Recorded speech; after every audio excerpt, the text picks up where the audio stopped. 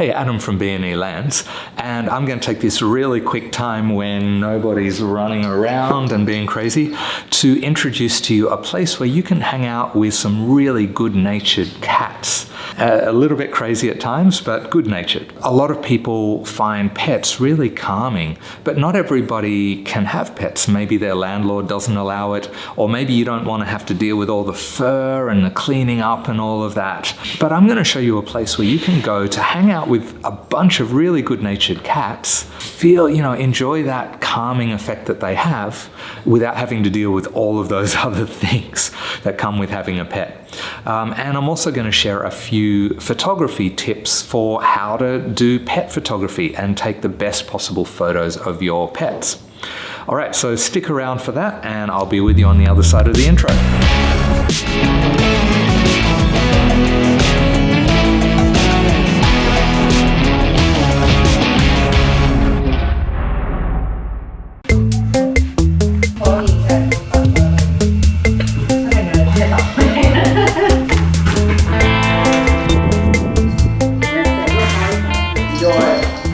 Thanks.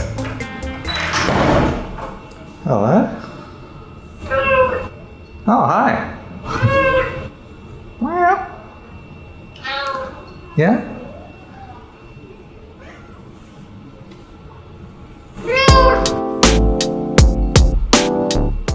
Danta BNE is a pet supply store in the Brisbane suburb of Upper Mount Gravatt. It sells a bunch of pet supplies, but besides that, it has a cat experience room, which has 11 different kinds of exotic cats.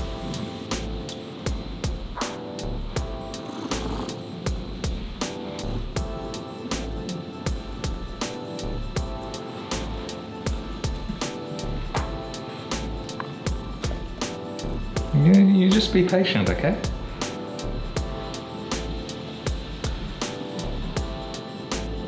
What's that?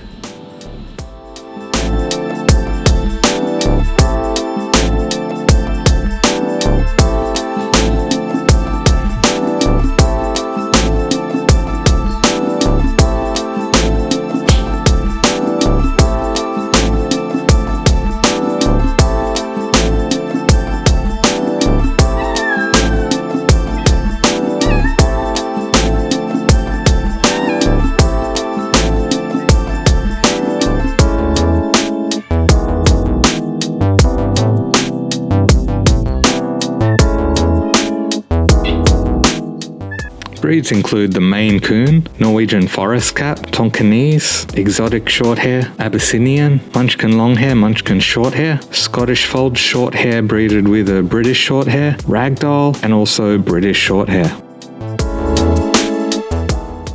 Today I'm going to show you a few tips for how to do pet photography. So I've got plenty of models to work for me here and a few really simple tips that will help you get the best results when you're using your camera with animals. So the first tip is always focus on the eyes.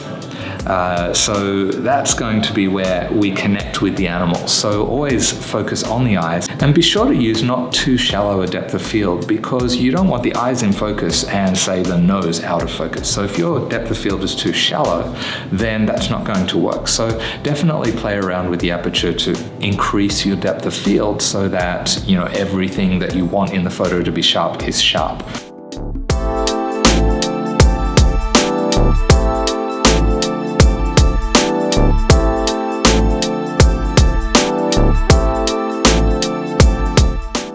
The next thing is get down on their level. Get below their level or at eye level for them because a lot of people when they take photos of animals they shoot down and that really has kind of the effect of making them look pitiful and it's really just the way we see them all the time anyway. So if you get down to their level and shoot at eye level or even a little bit up to eye level for them, you'll get much better results.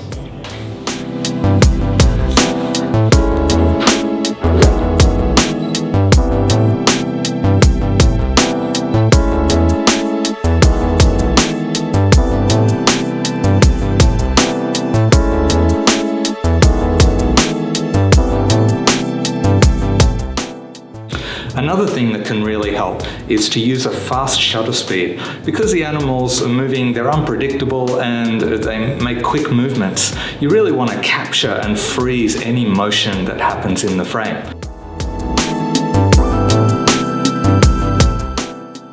So a really fast shutter speed, like maybe, around 1,000th of a second, is going to help you to really nail those moments when they're moving all the time and quite unpredictable. Another thing that can really help is to use continuous shooting. So instead of just taking one photo at a time, set your camera up so that you've got continuous shooting so that you can actually capture, with that fast shutter speed, you can capture a sequence of movements or actions, so that one of them might turn out to be quite a good shot, whereas maybe some of the others aren't. So you don't have to wait for that perfect moment and press the shutter at that instant. You can shoot a burst of photos and one of them might turn out to be a really good one. Maybe even more than one. Sorry, I had macas before and I keep burping. It's not good. It's not good. Another tip is try and get them to look towards a source of light, whether it's a window like up here, or whether it's lights that you have on inside. When the light catches in their eyes, it just gives them a bit of a sparkle that makes the photos look so much nicer than if their eyes are in shadow.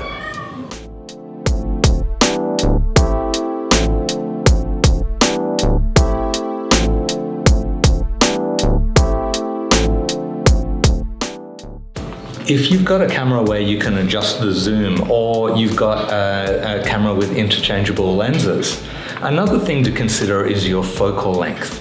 That is here this is a 24 to 70, it means the focal length will range from 24 millimeters to 70 millimeters. So 70 is more zoomed. Now, when you're taking pictures of animals like this one, then a longer focal length will give you much nicer results because you're not going to have distortion between the things that are close to the lens and the things that are further from the lens. You're not hanging around.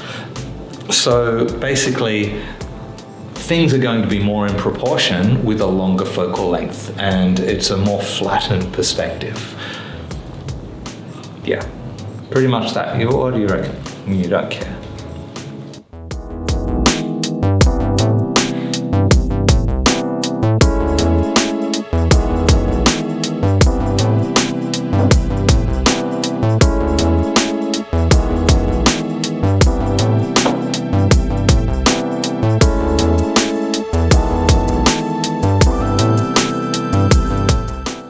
Now just remember that those photography tips are just that, they're tips. They're not hard and fast rules that absolutely must be obeyed.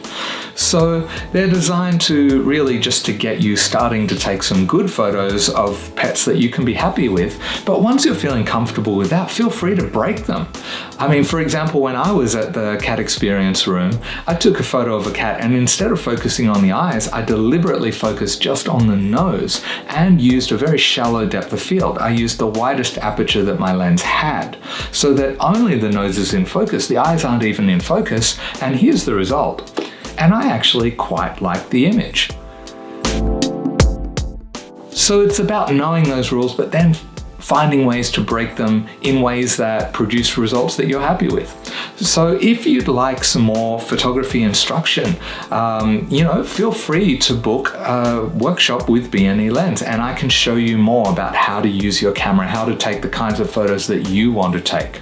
We're quite versatile here at BNE Lens, so whatever it is you're interested in, I can probably help you with it. So I've put a link to BNE Lens website down below, so feel free to check that out if you're in Brisbane or you're planning to visit Brisbane. I'd love to have you for a workshop. Apart from that, I definitely recommend checking out Danta BNE. The cat experience room, it's really great. And you know what? Just $15 for an hour in the room or $20 for unlimited time. I mean, that is so much cheaper than any therapist that I know and possibly just as effective. So I'm not giving medical advice, okay? Not a doctor. Shh. So I've put Danta BNE's Facebook page link down in the description below.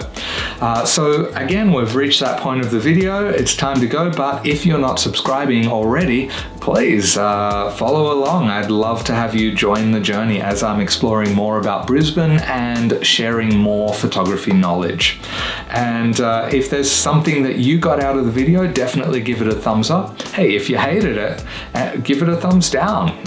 Although I don't think you'd be in here at this stage if you're hating it. And definitely leave a comment letting me know what kinds of things you'd like to see on the channel and what you enjoyed about this video, if anything. Was there anything that you learned from it or something that maybe you don't agree with? Hey, I'm up for discussion anytime. All right, so thanks for visiting. Thanks for watching.